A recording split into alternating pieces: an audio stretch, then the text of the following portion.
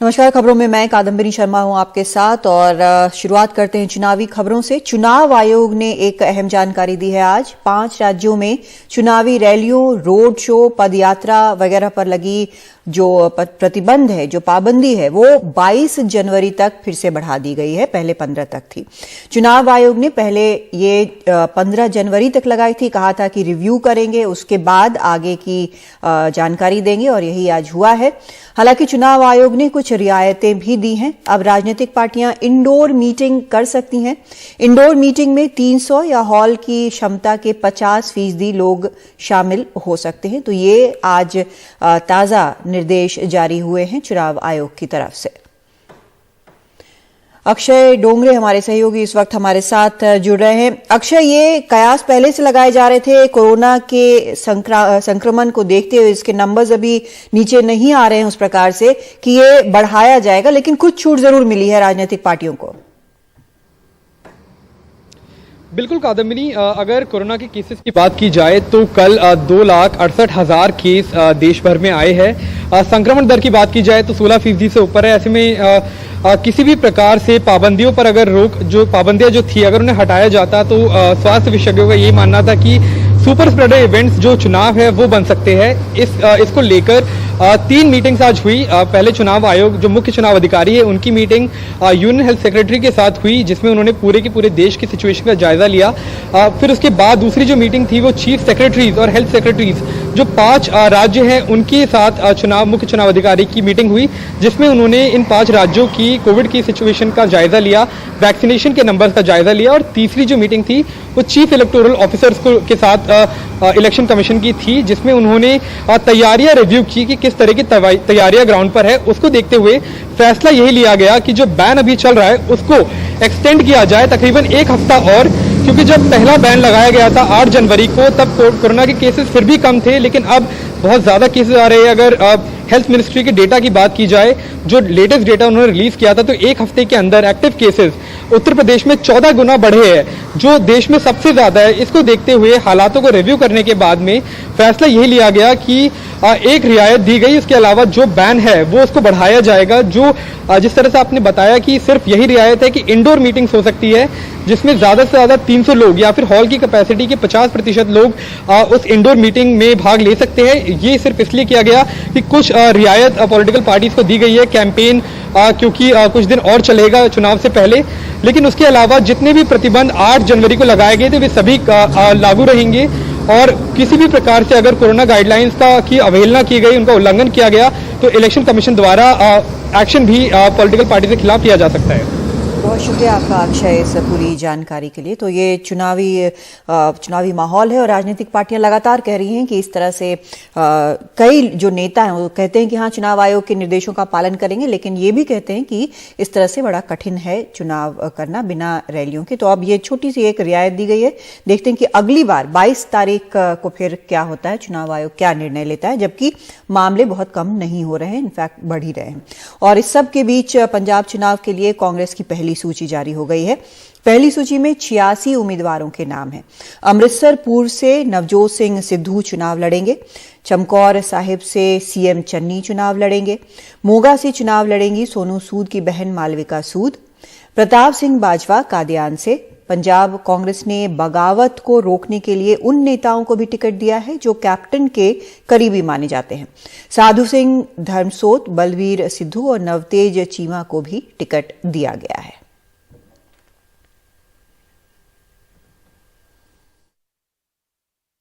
मैं बहुत खुश है। हाई कमांड का मैं धन्यवाद करना चाहनी है कि मैनू उन्होंने नवाजा है कांग्रेस की सीट नाल।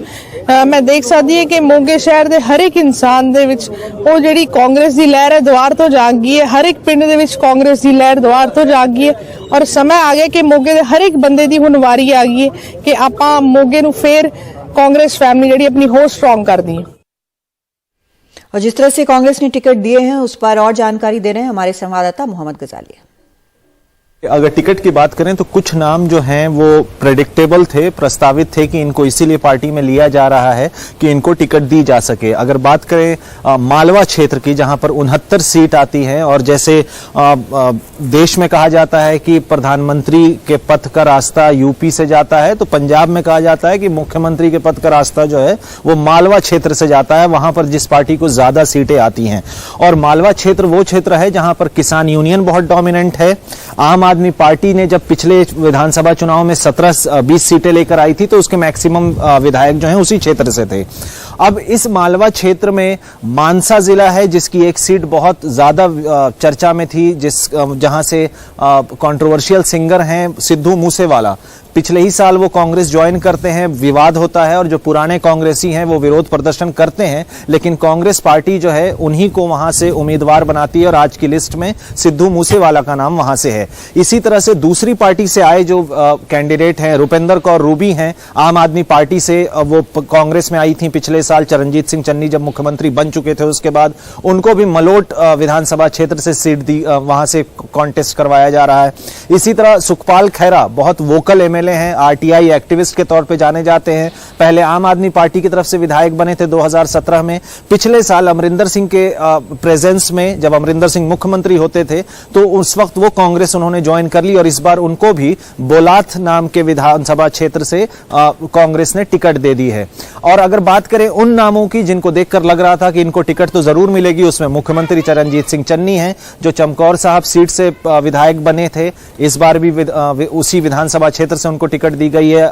नवजोत सिंह सिद्धू हैं और इसके अलावा चरणजीत सिंह चन्नी की कैबिनेट में जितने मंत्री थे सभी को टिकट दोबारा दी गई है। सिर्फ एक मंत्री थे ब्रह्म महिंद्रा जो बहुत सीनियर विधायक भी हैं, तो उन्होंने इस बार चुनाव न लड़ने का फैसला किया तो उनके बेटे को टिकट दी गई है। इसी तरह सुनील जाखड़ के जो भांजे हैं उनको भी टिकट दी गई है अबोहर जिले से, जहां से वो पहले कभी विधायक होते थे।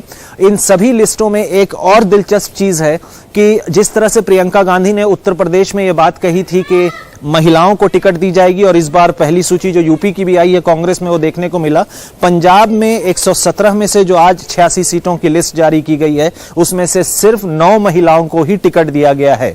तो ये पहली सूची में ये जानकारियां निकलकर सामने आ रही हैं। ये भी था कि इस सूची से पहले सुनील जाखड़, चरणजीत सिंह चन्नी और नवजोत सिद्धू के बीच में कई सीटों पर मतभेद था, उसको बार बार रिवाइज करने के लिए पार्टी हाईकमान की तरफ से कहा गया और कहीं ना कहीं जाकर कंसेंसस पे या सारे लोग अग्रीमेंट पे एक टेबल पे पहुंचे, तब जाकर आज ये 86 नामों की सूची जारी की गई है।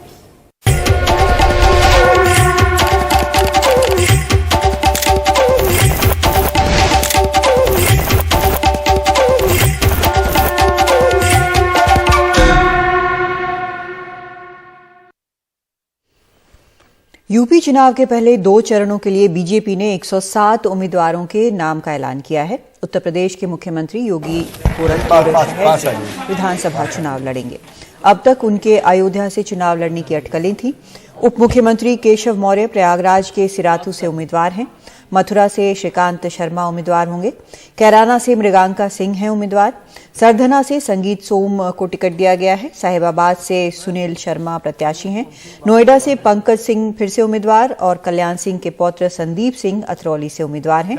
आगरा ग्रामीण से बेबी रानी मौर्य उम्मीदवार हैं और 21 नए उम्मीदवारों को टिकट दिया गया है, जबकि 20 मौजूदा विधायकों के टिकट काट दिए गए हैं। पहली सूची में 44 ओबीसी, 19 एससी और 10 महिला उम्मीदवार हैं। आने वाले 2 महीने के अंदर अपना पहला चरण और दूसरा चरण की, आज हम पहला चरण की 58 सीट में से 58 सीटों में से मजबूत होगी। 57 सीटों की आज हम अभी आपके सामने नाम रखेंगे। दूसरे चरण की 55 सीटों में से 48 सीटों के हम नाम रखेंगे। शेष हमारी जो सीट है उसकी विचार विमर्श पार्लियामेंट्री बोर्ड ने किया है, उसके अधिकार राष्ट्रीय अध्यक्ष जी को दे दिया गया है। कुछ सीटों की गठबंधन की, हमारे जो गठबंधन उनको भी जाएगा, इसीलिए उसकी घोषणा आज हम नहीं कर रहे हैं। योगी आदित्यनाथ जी गोरखपुर शहर आदरणीय योगी जी हमारे मुख्यमंत्री की दायित्व में है, वो गोरखपुर शहर से चुनाव में पार्टी की ओर से प्रत्याशी होंगे। श्री केशव प्रसाद मौर्य वो प्रयागराज जिले में सिराथू 251 सिराथू सीट में पार्टी की ओर से प्रत्याशी होंगे। गोरखपुर सीट से बीजेपी उम्मीदवार के तौर पर सीएम योगी आदित्यनाथ के नाम के ऐलान पर अखिलेश यादव ने तंज कसा है। उन्होंने कहा कि बीजेपी ने पहले ही उन्हें घर भेज दिया है। अखिलेश ने कहा कि कभी कहते थे कि अयोध्या से लड़ेंगे, कभी मथुरा से। मुझे अच्छा लगा कि बीजेपी ने उन्हें पहले ही गोरखपुर भेज दिया, अब वो वहीं रहें, आने की जरूरत नहीं है। इसलिए मैं सभी कार्यकर्ताओं से, नेताओं से कहूंगा कि घर रहें। कभी कहते थे कि मथुरा से लड़ेंगे, कभी कहते थे अयोध्या से लड़ेंगे, कभी कहते थे प्रयागराज से लड़ेंगे, कभी कहते थे देवबंद से लड़ेंगे। मुझे खुशी है इस बात की कि भारतीय जनता पार्टी ने पहले उन्हें अपने घर भेज दिया। हालांकि वो कल से गोरखपुर में है, टिकट पहले बुक कराई थी उन्होंने 11 तारीख की। अब मुझे लगता है कि गोरखपुर में ही उन्हें रहना पड़ेगा। अब गोरखपुर से वापस आने की उन्हें जरूरत नहीं है। उनको बहुत बहुत बधाई। और अभी तो जनता को भेजना था, जनता के भेजने से पहले ही भेज दिया उन्हें वापस। मैं भारतीय जनता पार्टी से कहूंगा कि अब किसी भी भारतीय जनता पार्टी के विधायक को मैं नहीं लूंगा। अब आप जितने के आप टिकट काटना चाहें काट सकते हैं। मंत्रियों को भी नहीं लेंगे, वो जिसकी टिकट काटना चाहें काटें। अब समाजवादी पार्टी में उनको नहीं लिया जाएगा। समाजवादी पार्टी से जो भी उन्होंने बात की, मैंने उसी समय आरएलडी से बात कर करके रामपुर मनिहारन वाली सीट छोड़ दी और साथ ही साथ गाजियाबाद की सीट मैंने दी। 2 सीटें पूरी दे दी गई थी। उसके बाद उन्होंने किसी को फोन मिलाया। अब वो फोन किससे बातचीत हुई ये मैं नहीं जान सकता। और उसके बाद वो आए कि मेरा संगठन मेरे खिलाफ है, मैं चुनाव नहीं लड़ सकता हूं और मैं चुनाव नहीं लड़ूंगा, ये बात हुई थी। लेकिन अब वो फोन किसका था, किसकी साजिश थी? इसीलिए मैंने कहा कि आज के बाद अब समाजवादी पार्टी में दूसरे दलों को नहीं लिया जा सकता एक्सेप्ट वन। तो ये चंद्रशेखर आजाद के बारे में बात कर रहे थे अखिलेश, जिनके बारे में उन्होंने कहा कि उन्हें 2 सीट का ऑफर दिया गया, लेकिन वो किसी से फोन पर बात कराए और कहा कि नहीं लड़ सकते चुनाव। और किसका फोन था ये नहीं पता, क्या साजिश थी ये नहीं पता। ये अखिलेश यादव का बयान है चंद्रशेखर आजाद से बात करने के बाद। और इसके बीच मायावती ने अब टिकटों का ऐलान किया है। उन्होंने पहले चरण की 58 में से 53 सीटों पर उम्मीदवारों का ऐलान किया है। उनके जन्मदिन के मौके पर किया गया ऐलान। ये भी कहा कि वो खुद चुनाव नहीं लड़ेंगी, किसी भी दल से गठबंधन भी नहीं होगा, पूरी ताकत से बीएसपी चुनाव लड़ेगी। उन्होंने कहा कि 2007 की तरह फिर से बीएसपी की सरकार बनेगी।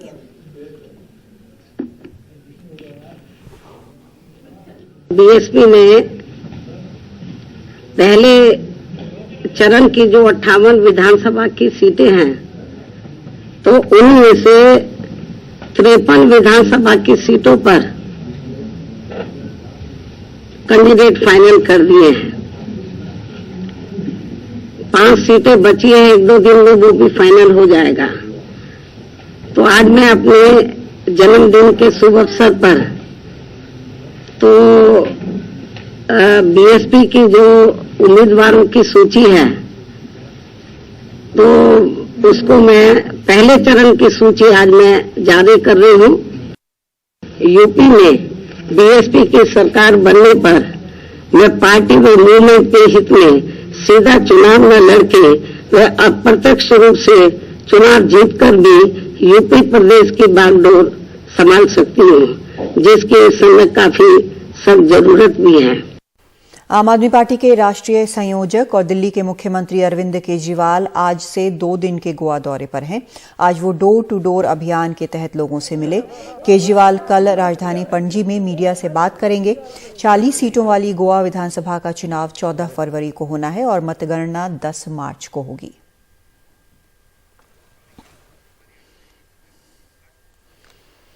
हरियाणा में 30,000 रुपए तक की निजी नौकरियों में स्थानीय लोगों को 75% आरक्षण का नियम आज से लागू हो गया है। राज्य सरकार ने हरियाणा राज्य स्थानीय व्यक्ति रोजगार अधिनियम 2020 को लागू करने की अधिसूचना 2021 में जारी कर दी थी, जो आज से लागू हो गया है। नए नियम के मुताबिक ये कानून 10 साल तक प्रभावी रहेगा। बच्चे हैं 18 साल से छोटे हैं, विद्यार्थी हैं या फिर 58 साल से ऊपर के हैं, उनमें अगर कोई संख्या जुड़ेगी तो उसका कोई अर्थ नहीं है। देश में आज कोरोना के 2,67,833 केस आए, जबकि 402 मरीजों की मौत हुई। संक्रमण दर बढ़कर 16.66% हो गई है। कोरोना के सक्रिय मामले 14,17,820 हैं। 24 घंटे में कोरोना से 1,22,684 मरीज ठीक हुए हैं। देश में ओमिक्रॉन के 6,041 मामले आए हैं। कल के मुकाबले 5.01% मामले बढ़े हैं।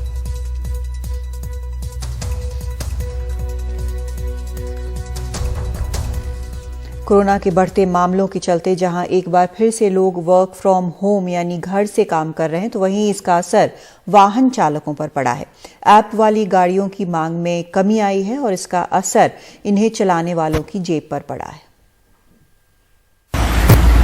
मुंबई में 14 साल से ऑटो चला रहे शकील खान लॉकडाउन के बाद से काफी परेशान हैं। पहले लॉकडाउन में ईएमआई नहीं भर पाने के कारण बैंक वालों ने ऑटो जब्त कर लिया। वो ऑटो अब तक छुड़ा नहीं पाए हैं। दूसरे का ऑटो 300 रुपए रोज के भाड़े पर चला रहे हैं, लेकिन वर्क फ्रॉम होम ने इनकी कमाई छीन ली है। 300 रुपये गाड़ी का सिर्फ है। और 200 रुपये का गैस जा रहा है। गैस का भी भाव बढ़ा दिया अभी।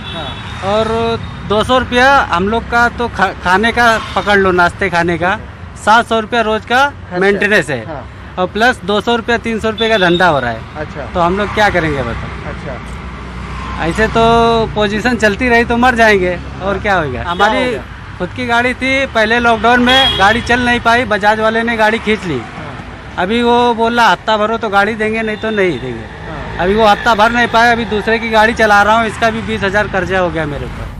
1989 से जुनैद मर्चेंट गाड़ी चलाते हैं, लेकिन इनका मानना है कि पिछले कुछ महीनों में वाहन चालकों की हालत खराब हुई है। शुक्रवार दोपहर 2 बजे गाड़ी निकालने के बाद भी शाम 4 बजे तक इनकी बोहनी नहीं हुई। लास्ट वीक का मेरा 4999 का हुआ है। ये 3 जनवरी से लेकर 9 जनवरी तक। अभी इसका हम अगर एग्जांपल ले, जैसे 5,000 रुपये आपने कमाया, इसमें खर्चा कितना है आपका? खर्चा मेरा 2400 गैस का गया। और 2,000 रुपया ये गाड़ी वाले को मतलब ये हो गया। तो 4,400 हो गया। 600 रुपया मेरे को मिला। अब 600 रुपये से आप डिवाइड करो तो 90 रुपया रोज का हुआ। ड्राइवर ही नहीं, बड़े पैमाने पर ऐप वाली गाड़ियां मुहैया कराने वाली कंपनियां भी परेशान हैं। प्रशासन ने वर्क फ्रॉम होम के आदेश दिए हैं और इसका सीधा असर ये हुआ कि इन्हें अपने 50% ड्राइवरों को निकालना पड़ा। Every time the COVID waves have arrived, corona के लहर के बाद से व्यापार केवल 20% रह गया है। इसका असर हमारे साथी ड्राइवर पे पड़ा है। पहले हमारे पास 150 ड्राइवर थे, लेकिन अब कम हुए व्यापार की वजह से 5% ड्राइवर को काम से निकालना पड़ा। रातों रात वो बेरोजगार हो गए। अगर उन्हें गाड़ी दे भी दी तो भी सड़क पर कोई आ नहीं रहा है। शाम के समय आमतौर पर इस वेस्टर्न एक्सप्रेस हाईवे पर भारी ट्रैफिक होती है, लेकिन सरकार की ओर से जारी किए गए नई गाइडलाइन के बाद हालात कुछ और हैं। प्रशासन का कहना है कि जहां पर भी संभव हो वर्क फ्रॉम होम यानी घर से काम कीजिए, लेकिन इसका असर उन तमाम लोगों पर पड़ा है जिनकी रोजी रोटी इन्हीं सड़कों पर गाड़ियां चलाने से होती हैं। मुंबई से कैमरा पर्सन प्रवीण जिरोहित के साथ सोहित मिश्रा, एनडीटीवी इंडिया। हाथ में बैठ के राहुल गांधी के साथ सभा करने का एक खूबसूरत जो फिलहाल खराब कर दिया है। हालांकि लोग हटे नहीं, ज्यादा आ रही हैं कि क्रिमेट करने में उनको मुश्किल हो रही है। और परसेप्शन के ऊपर लड़ा जाता है। पूरा एडमिनिस्ट्रेशन है यानी फ्यूडल डेमोक्रेसी में, और वो ज्यादा बोल रहे हैं जो कुछ अननेचुरल डेथ के कारण होगी, क्योंकि यहाँ बहुत पतली पतली गलियां हैं और बिजली के मुद्दों को लेकर के आती हैं। अभी तक बीजेपी के पास से उठाया जा सकेगा। पिछले कई दिनों से यहाँ पे चल रहा है। वाले सवारों में आपस में मारपीट हो गई। जवां जवां हंसी हंसी ये लखनऊ की सरजमीन। दरअसल लखनऊ एक एहसास भी है जिसे रूह से महसूस किया जा सकता है। फिलहाल कमाल खान को लखनऊ से इजाजत दीजिए। आदाब। 3 दशक से दिल छू लेने वाली खबरें करने वाले और समाज को अपने अनूठे ढंग से समझने समझाने वाले सबसे विशिष्ट और विश्वसनीय आवाजों में एक हमारे चहेते कमाल खान नहीं रहे। शुक्रवार सुबह उनको दिल का दौरा पड़ा और उनका देहावसान हो गया। ये हम सब के लिए गहरे शोक की घड़ी है। एनडीटीवी के संस्थापक डॉक्टर प्रणय रॉय ने ट्वीट कर इसे अपूरणीय क्षति बताया है। उन्होंने लिखा, राधिका, मैं और एनडीटीवी के सभी लोग अपने दोस्त, सहकर्मी और प्रेरणा कमाल खान के जाने से टूट चुके हैं। हम आने वाले 2 महीनों में उनके साथ यूपी चुनाव को कवर करते हुए उनके अलग नजरिए, उनके ज्ञान, जिसे वे उदारता और विनम्रता से दूसरों के साथ साझा करते थे, उसे सीखने के लिए उत्सुक थे। कमाल युवा पत्रकारों, चाहे वे एनडीटीवी से हों या बाहर से, उनके लिए कभी न भूलने वाले मेंटोर थे।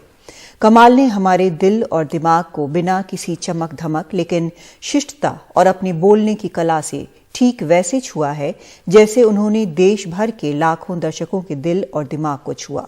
कमाल जैसा न कोई था और न ही कोई हो सकता है।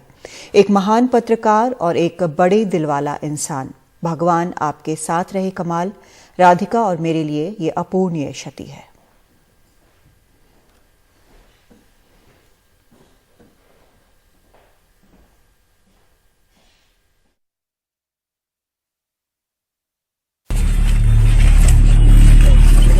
सोने जैसी जिंदगी मिट्टी से जा मिली।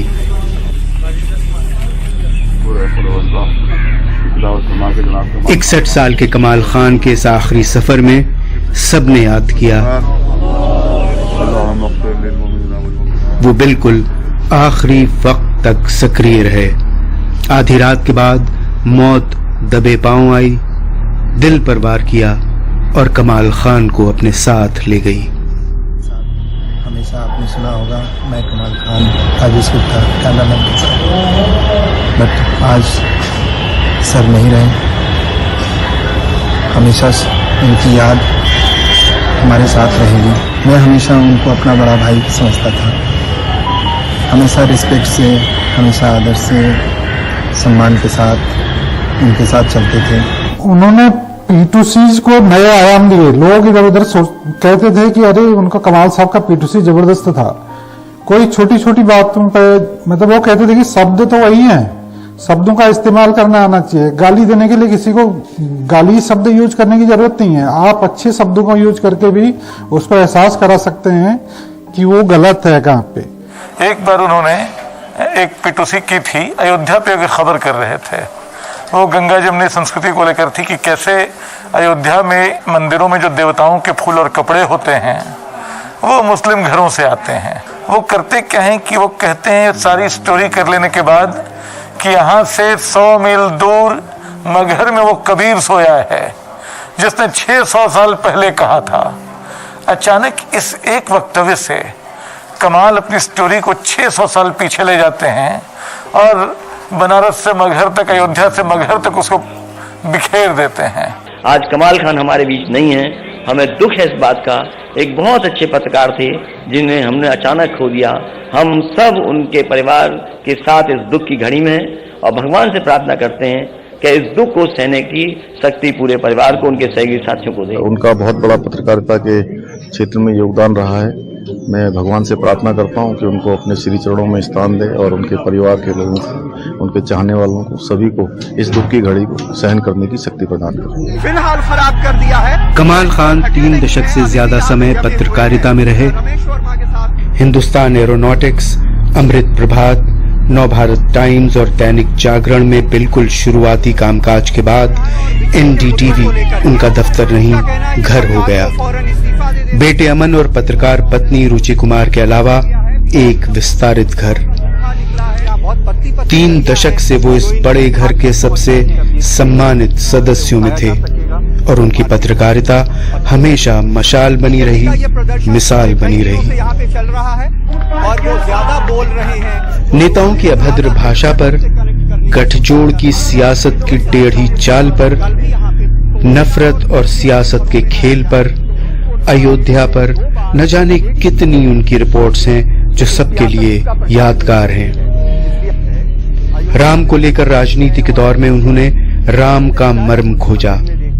बचपन में हमारे पड़ोस में अखंड रामायण होती थी, हम लोग भी उसमें शामिल होते थे और बीच बीच में संपुट लगाते थे कि मंगल भवन मंगल हारी दरवऊ सो दशरथ अजिर बिहारी। उस रामचरितमानस में हमें अभी तक जहाँ तक याद है, राम को केवल एक बार क्रोध आता था, जब वो लंका जाते समय अपनी सेना को पार लगाने की समुद्र से विनती करते हैं और 3 दिन तक वो कोई जवाब नहीं देता, तो राम क्रोधित होकर अग्निबाण से समुद्र को सुखाने की बात कहते हैं।